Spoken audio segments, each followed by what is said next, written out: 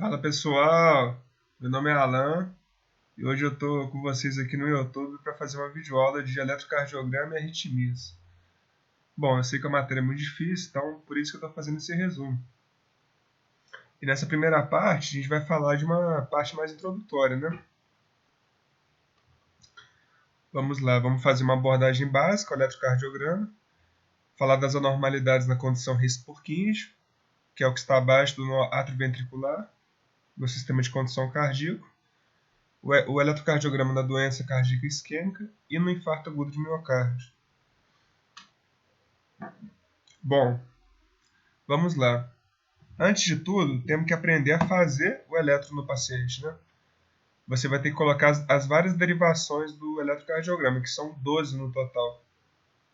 São 6 precordiais, 3 unipolares anteriores e 3 bipolares dos membros, né?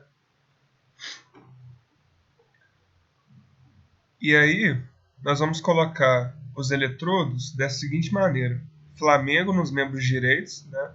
Vermelho e preto, Brasil nos membros esquerdos, amarelo e verde, e as derivações precordiais, vamos seguir uma lógica ao redor do coração, né? A derivação precordial 1 vai ficar ao lado direito do externo, no quarto espaço intercostal, V2 ao lado esquerdo, e as demais ao longo das linhas lá, né? Hemiclavicular, hemiaxilar e ao ápice cardíaco, no quinto espaço intercostal. E aí nós vamos obter aquelas 12 derivações, 3 anteriores, 3 dos membros e 6 precordiais. Estudo das ondas. Cada onda vai ser respectiva a uma despolarização ou a uma repolarização. A onda P, por exemplo, é uma despolarização atrial. É quando o nó sinoatrial envia impulso através dos fascículos atriais até o nó do átrio ventricular. No nó do átrio ventricular, ela sofre normalmente um atraso de despolarização antes de começar o complexo QRS, que significa despolarização ventricular, que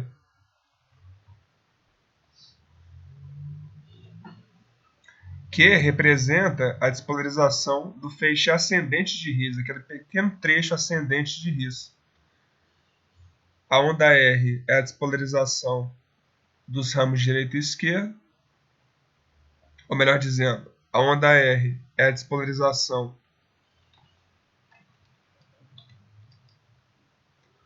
Perdão aí, eu troquei sem querer. A onda R significa a despolarização do septo interventricular e a onda S a despolarização dos ramos direito e esquerdo, que sobem um pouquinho, né, através do ventrículo. Depois temos um segmento ST, que é de silêncio, e por fim temos a repolarização ventricular com a onda T. A repolarização atrial, ela está normalmente inclusa no complexo QRS. Outra coisa que a gente tem que observar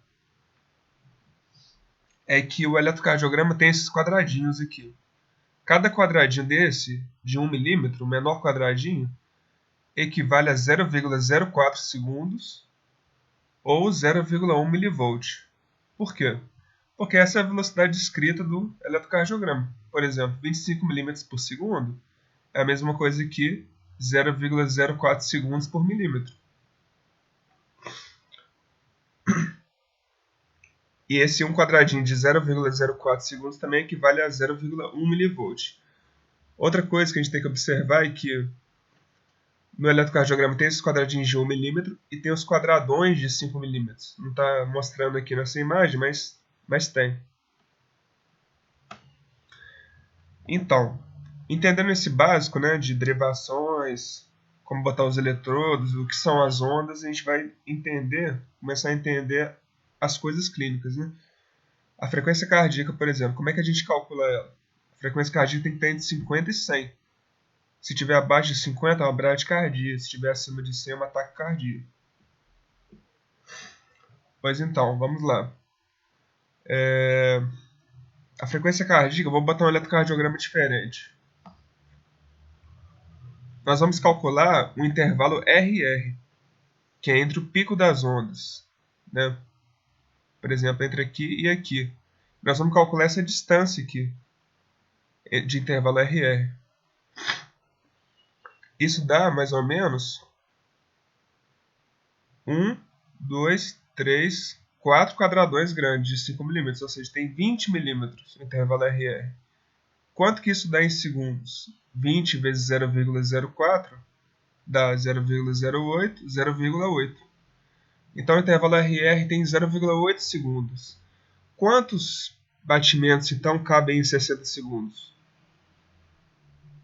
60 dividido por 0,8 quanto que isso dá? Dá mais de 60, deve dar 80 por aí. Ou seja, esse paciente tem uma frequência cardíaca normal.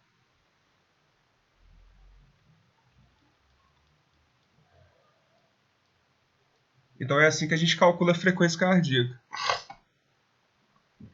Ritmo. O ritmo também tem a ver com o intervalo RR.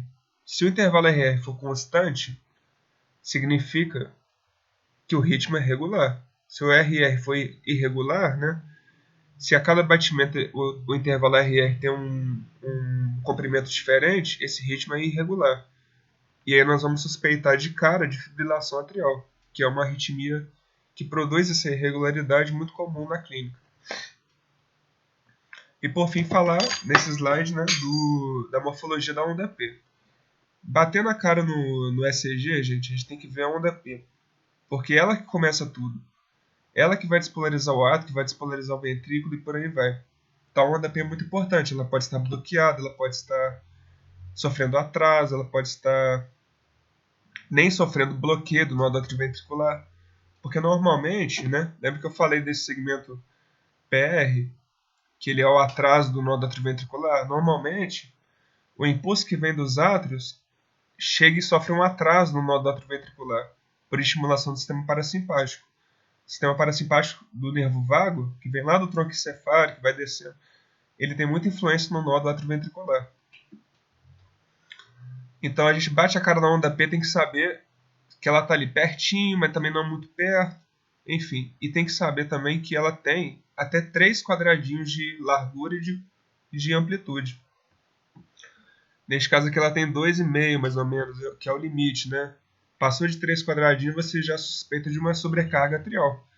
Ou seja, se a onda P estiver muito comprida ou com uma amplitude muito grande, nós já suspeitamos de uma dilatação ventricular, de uma certa insuficiência dos átrios na sua capacidade de conferir um volume sistólico a mais aos ventrículos. Então isso é importante ser visto. Bom, outra coisa que a gente tem que observar na abordagem básica são os intervalos PR, QRS e QT. Por exemplo, o intervalo PR vai do início da onda P até o início da onda Q. E ele tem um valor limite inferior e um valor limite superior, além dos quais vai existir uma suspeita de doença, né? Por exemplo, o PR tem que ter entre 0,09 segundos e 0,2 segundos. Isso são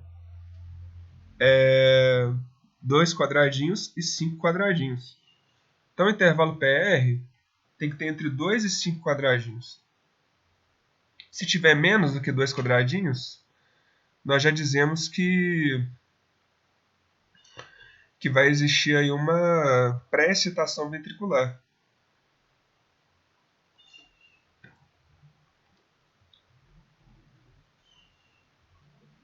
Que é o que acontece na síndrome de Wolff-Parkinson-White. Depois nós vamos ver como é que funciona essa síndrome. Significa que não está havendo um atraso no nódo atrioventricular. O impulso está, a onda P vem rapidamente seguida do complexo QRS. Ou às vezes a onda P está inclusa no complexo QRS. Não dá nem para você ver a onda P de tão pré-excitado que está aquele ventrículo, ele se excita muito facilmente. Isso é o que acontece tipicamente na síndrome de Wolff-Parkinson-White. Mas o fato de uma onda P estar muito próxima do QRS, o fato de um intervalo PR ser pequeno, Não significa uma doença também. Pode ser uma condução atrioventricular reforçada, uma variante normal. Ou então pode ser um ritmo juncional ainda, que nós vamos ver mais adiante, que é quando existe um foco atrial perto do nódo atrioventricular. E ele produz uma despolarização atrial e ventricular quase que simultânea, então essas ondas ficam próximas. Isso nós vamos aprender a diferenciar mais na frente. E também temos o limite superior do intervalo PR. Ele não pode ultrapassar 0,2 segundos ou 5 quadradinhos. Se o intervalo PR for muito longo, já sugere o quê? Bloqueio atrioventricular. Na verdade, sugere um atraso de condução atrioventricular, ou seja, está demorando para o ventrículo se despolarizar. Porque vem a onda P e demora para vir um complexo QRS, ou seja, temos um atraso de condução atrioventricular ou bloqueio atrioventricular de primeiro grau. E o bloqueio atrioventricular de primeiro grau não necessariamente precisa de um tratamento, como a gente vai ver, mas ele aumenta a chance de fibrilação atrial. Agora, intervalo QRS. O intervalo QRS é o que compreende a despolarização ventricular. Então, não existe um intervalo mínimo, existe um intervalo máximo. Ou seja, não pode demorar muito, não pode ter um QRS alargado. Tem que ter um QRS normalmente estreito. Quer ver? Olha esse eletrocardiograma, como o QRS é mais ou menos estreito. Ele tem até 3 quadradinhos, ele não tem mais do que isso. E no caso de um QRS com mais de 3 quadradinhos, né? Fechou 3 quadradinhos, 0,12 segundos, já temos um bloqueio de ramo. É um diagnóstico difícil, porque o bloqueio de ramo, nós vamos ver mais adiante, é difícil de ser feito, esse diagnóstico. Justamente por causa desse atraso do QRS, que pode ser um atraso mínimo, mas já sugere um bloqueio de ramo. E esse bloqueio de ramo pode piorar com o tempo. Então ele tem que ser identificado precocemente. O intervalo QRS deu 0,11 ou mais segundos, já existe aí provavelmente um bloqueio de ramo. E o intervalo QT? O intervalo QT vai do início da onda Q até o final da onda T. Então ele compreende um período muito longo, né? O maior intervalo do eletrocardiograma, que vai compreender toda a despolarização ventricular, o processo de repolarização. Então isso vai ser influenciado por várias coisas, como distúrbios eletrolíticos. Que distúrbios eletrolíticos?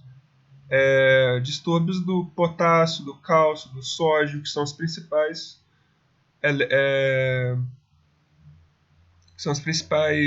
íons aí, né, da condição cardíaca. Alterações metabólicas, como diabetes e outras doenças endócrinas, vão influenciar também. Resposta a drogas, principalmente as drogas que mexem com o coração, com a pressão arterial, tudo isso vai ter influência. E nós vamos calcular um valor QT adaptado, chamado QTC. O QTC é o intervalo QT sobre a raiz quadrada de RR. Porque aí você vai ter uma comparação entre a regularidade, né, do batimento cardíaco e o intervalo em si. Ou seja, esse QTC tem que estar entre 0,39 e 0,46. Se for menor ou for maior, em ambos os casos vai existir um risco de fibrilação atrial nesse paciente. Mas se for maior, existe o risco de taquicardia polimórfica torsades de Pontes. O que é isso? É uma taquicardia ventricular. E falando em taquicardia ventricular, você já pode suspeitar de uma coisa mais grave. Então, eu acho que o principal aqui, né? Claro que é importante calcular todos esses intervalos aqui quando a gente faz o eletrocardiograma, mas o QT também é muito importante, porque ele tem um valor preditivo grande para taquicardia polimórfica, ventricular polimórfica.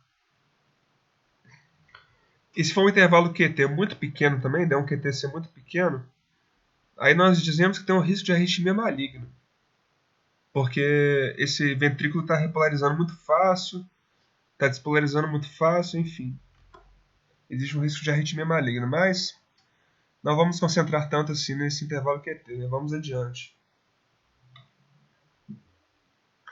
A transição V1-V6 eu acho muito importante porque ela vai te fornecer dados sobre eventos coronários.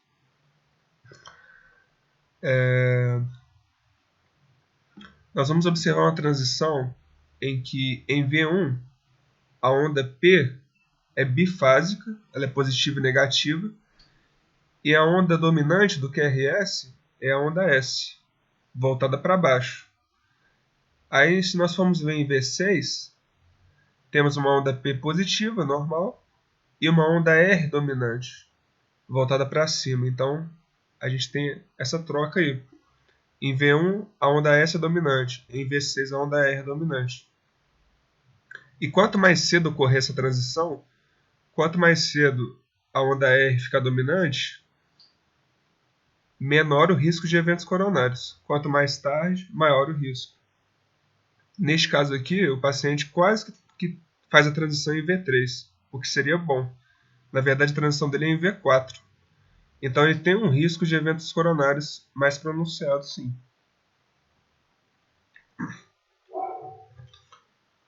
O eixo. O eixo vai ser importante porque nós temos um eixo de condução cardíaca que vai da direita para a esquerda e de cima para baixo. Esse é o coração da sua anatomia. Né? No sistema de condução tem essa anatomia. E um desvio de eixo vai estar relacionado aí com bloqueios. Se existe um bloqueio, uma outra parte do sistema de condução vai conduzir com mais força e vai desviar o eixo. Então, o normal é o eixo estar entre menos 30 graus e mais 90 graus. Né, da direita para a esquerda e de cima para baixo. E como é que a gente vai calcular o eixo? Nós vamos calcular pegando a derivação QRS isoelétrica. O que é isso?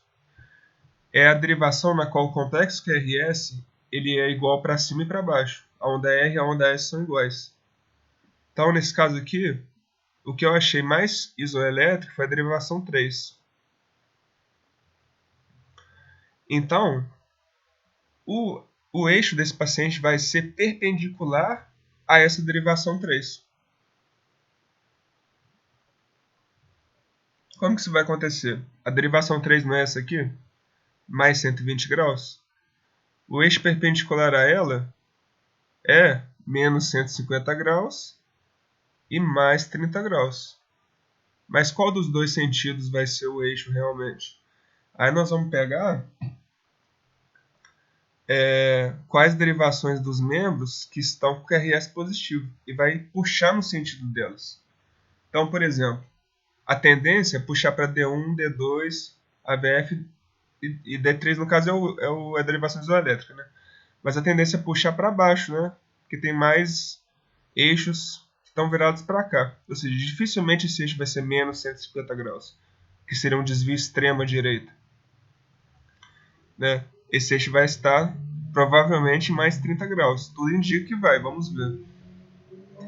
Aqui em D1, QRS é positivo. Em D2, QRS é positivo. Em AVF, QRS é positivo.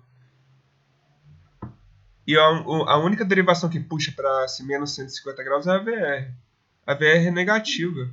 Então não tem nada puxando para menos 150 graus. Todas as derivações estão puxando para mais 30. Então o eixo é mais 30.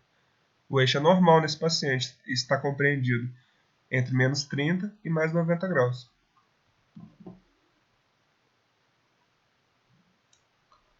E aí nós vamos ver que as anormalidades na condição His-Purkinje, né?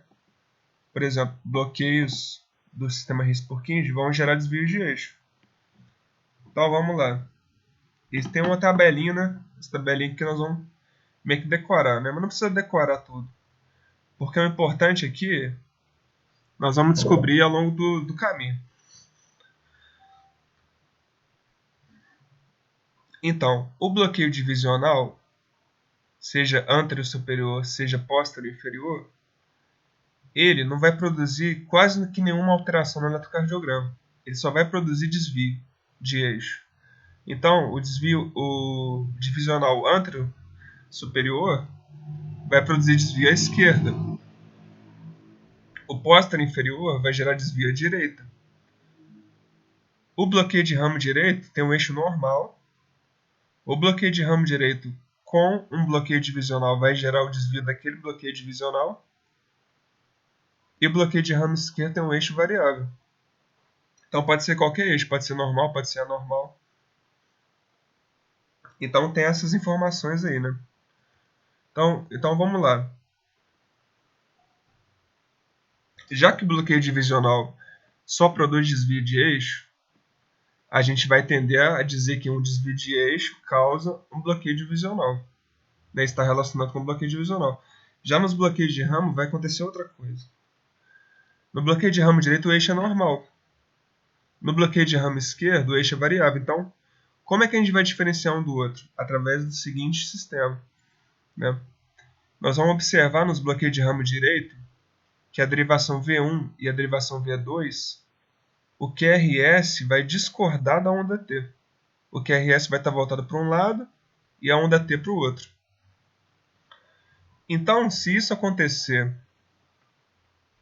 concomitantemente com um prolongamento do intervalo QRS, a gente pode dizer que existe um bloqueio de ramo direito. Né? Vamos observar aqui. Ó. Esse QRS aqui tem aproximadamente 3 quadradinhos. Ele tem quase um quadradão. Tem menos que um quadradão. Então tem entre 3 e 4 quadradinhos. Tem mais do que 0,11 segundos, o QRS já configura um bloqueio de ramo. Aí nós vamos ter que saber qual que é o bloqueio, se é direito ou esquerdo. O bloqueio de ramo direito, a onda T e o QRS discordam em V1 e ou V2. Discordou apenas em V1 e ou em V2, tudo indica que é o bloqueio de ramo direito. Por quê? Porque o bloqueio de ramo esquerdo discorda em tudo. Todas as derivações precordiais do QRS discordam da onda T. Estão voltados para lados diferentes. Vocês estão vendo? Em todas. E além disso, além desse paciente aqui ter um bloqueio de ramo esquerdo, repara que a transição V1, V6 dele acontece muito tardiamente. Aqui é onde a S domina. Em V2 também, em V3 também, em V4 também.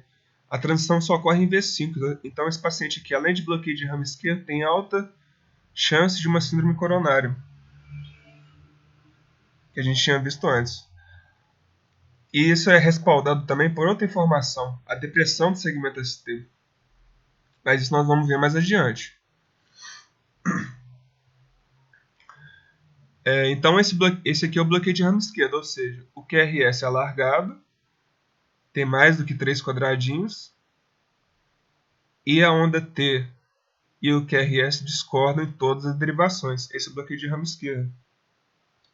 O bloqueio de ramo direito, a onda T e o QRS só discordam em V1 ou V2. Ok? Esses são os bloqueios de ramo. E o bloqueio de ramo esquerdo tem um prognóstico muito pior do que o bloqueio de ramo direito. Ué, o bloqueio de ramo esquerdo ele afeta o lado esquerdo do coração, que envia sangue para o corpo. O bloqueio de ramo direito afeta o lado direito, que envia sangue para o pulmão. Então, o bloqueio de ramo esquerdo vai ser muito pior do que o bloqueio de ramo direito.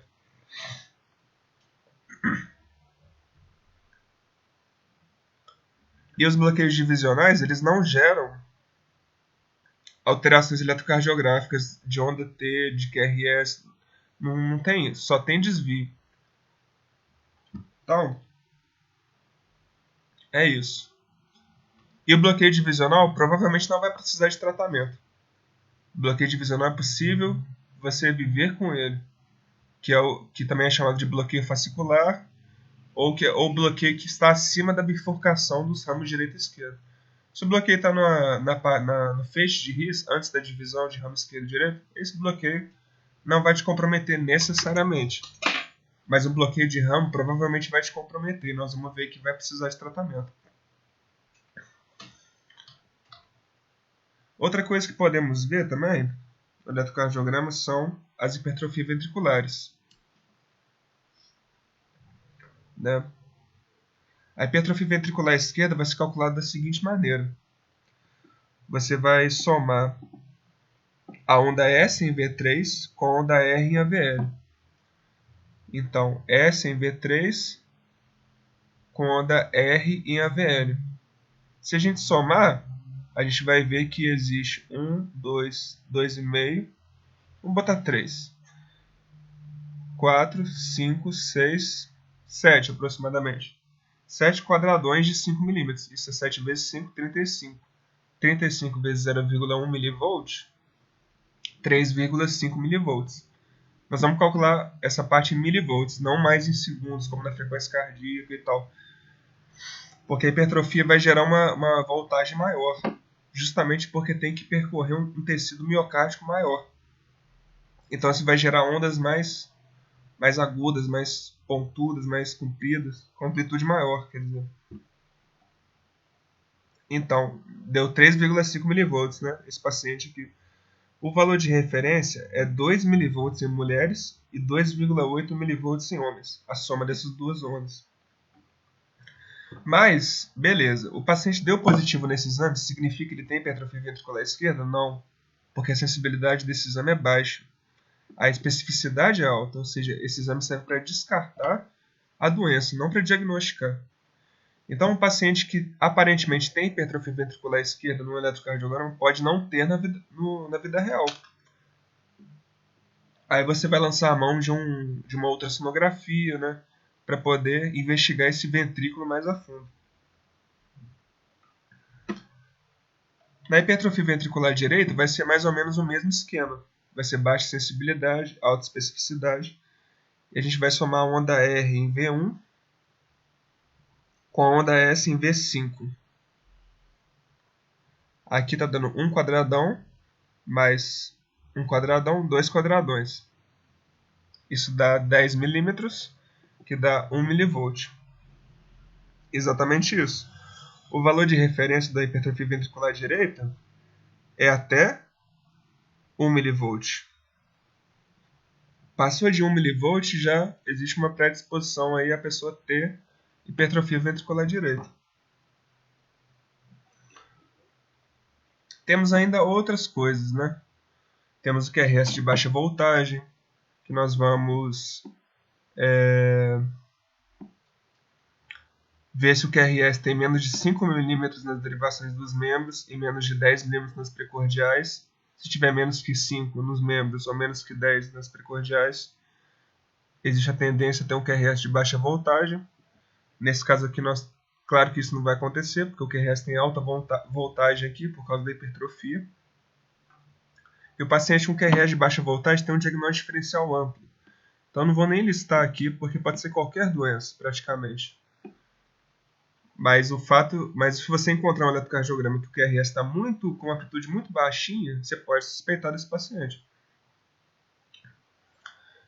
E nessa parte introdutória vamos falar ainda de anormalidades da repolarização, né? Por exemplo, segmento ST e a onda T discordam. Nós já vimos esse um exemplo, né? Qual que foi? Nos bloqueios de ramo, esquerda e direita. No bloqueio de ramo esquerda e direita, QRS e onda T discordam. Mas isso é apenas uma anormalidade da repolarização.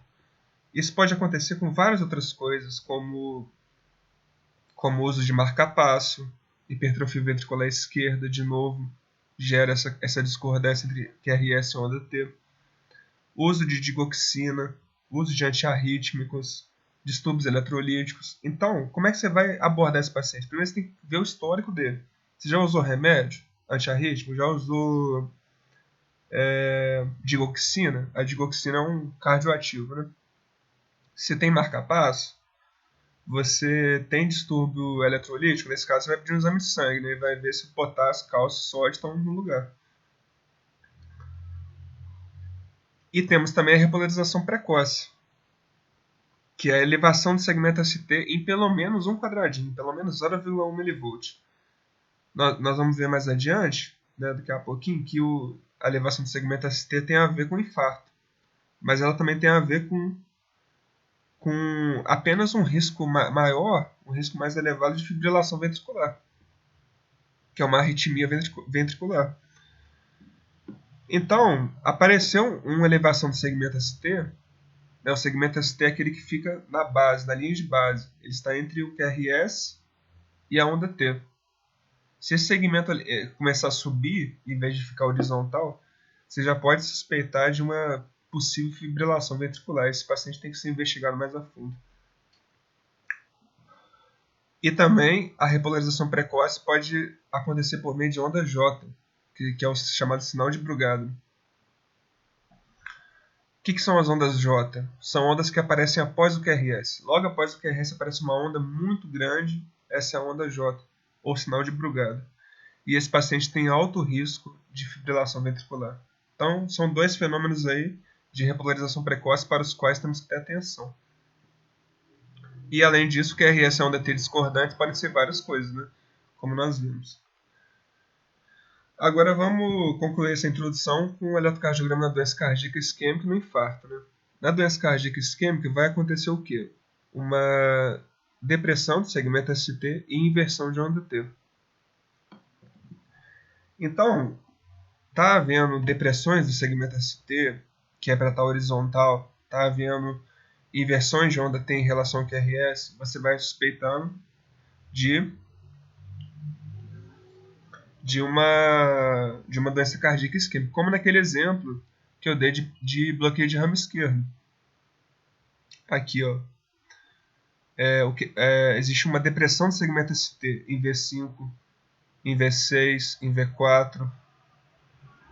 Essa depressão aqui, junto com a inversão de onda T que acontece, isso vai sugerir uma doença cardíaca isquêmica, o que é corroborado pela transição V1-V6, que nesse caso aqui é muito tardia, a transição só ocorre em V5. Então esse paciente tem provavelmente uma doença cardíaca isquêmica. Aí você vai ter que procurar sintomas, né, de angina, vai ter que fazer exame de sangue e por aí vai. Mas esse exame ele tem baixa sensibilidade. O fato de uma pessoa ter uma depressão de segmento ST, uma inversão de onda T, não significa que ela tem doença cardíaca isquêmica. Você tem que fazer esse exame mais vezes, investigar mais a fundo. Porque pode ser o quê? Pode ser uma dilatação ventricular esquerda, de novo a hipertrofia ventricular esquerda, causando alterações no eletrocardiograma. Doença valvar também causa isso, seja a estenose aórtica, seja uma cardiomiopatia hipertrófica. Anormalidades eletrolíticas, de novo, uso de antiarrítmicos, de novo. Então, esse exame tem que ser feito mais a fundo, tem que ser investigado mais a fundo essa situação. E temos o eletrocardiograma no infarto agudo de miocárdio. Quando o paciente tem uma oclusão coronariana significativa, com pronunciada isquemia miocárdica, vai gerar uma elevação do segmento ST no eletrocardiograma de pelo menos 2 milímetros nos homens e 1,5 milímetros nas mulheres. Então, nesse caso aqui, ó, a gente percebe que está 1, 2, 3, 4, 5. Houve uma elevação de 5 milímetros, uma elevação muito grande. Na maioria dos casos não acontece elevação grande, é uma elevação curta. Então, a gente tem que estar atento para observar isso no paciente sintomático. Numa emergência, por exemplo. E no caso, você tem que olhar as derivações V2 e V3. Aqui está aparecendo a derivação 2, né? V2 e V3 são as principais para ver infarto agudo de miocárdio. Ou elevação do segmento ST de pelo menos 1 milímetro nas demais. Se está elevando o segmento ST em várias derivações, nessa proporção, né, de 2 milímetros em V2 e V3 e 1 milímetro nas demais, você já vai estar suspeitando fortemente de um infarto. Então, qual que vai ser o tratamento? Você vai procurar fazer uma reperfusão de emergência. Uma fibrinólise, né? Você vai botar heparina, dose de ataque, dose de manutenção. Ou então você vai chamar o cirurgião vascular cardíaco e vai fazer uma angioplastia primária.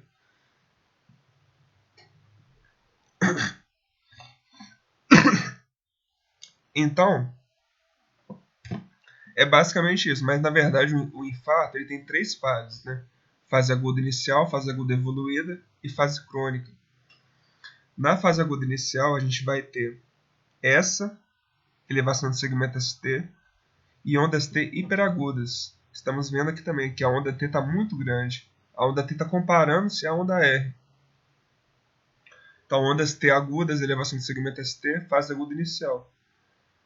Já na fase aguda evoluída, o segmento ST começa a regredir um pouco, já fica mais difícil o diagnóstico. Mas a gente tem a sorte de que a onda Q começa a aparecer. A onda Q fica muito pronunciada, ela fica até 30% da onda R. Nesse caso aqui, o paciente está no infarto agudo inicial. Se fosse infarto agudo evoluído, a onda Q estaria maior e o ST já estaria mais baixo. E na fase aguda evoluída, a onda T também se inverte. Isso é típico da fase aguda evoluída. A fase aguda evoluída tem onda Q pronunciada e onda T invertida. E na fase crônica, nós vamos ter uma regressão de tudo. Tudo vai começar a regredir, isso vai demorar dias a semanas e vai ser um indicador também da terapia que foi aplicada no paciente, a terapia pós-infarto. E por fim eu queria falar da localização da coronária afetada.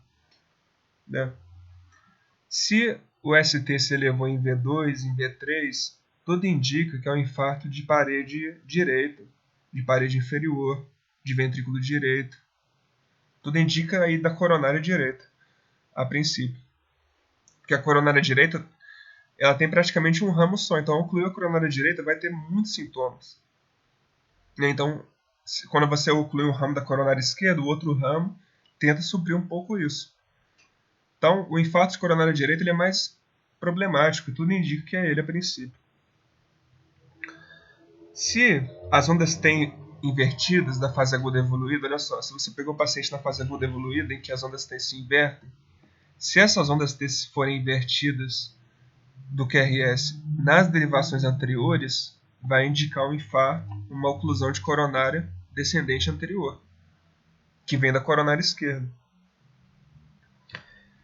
E se você identificar, em vez de uma elevação do segmento ST, você identificar uma depressão do segmento ST, junto com inversão de onda T, com onda Q, se tudo indicar que é um infarto e houver depressão do segmento ST, aí já é infarto de parede posterior. Isso que eu queria falar para você, por isso que eu queria falar, porque o infarto nem sempre é uma elevação do segmento ST, ele pode ser uma depressão no caso da parede posterior, da coronária circunflexa, né, essas coisas.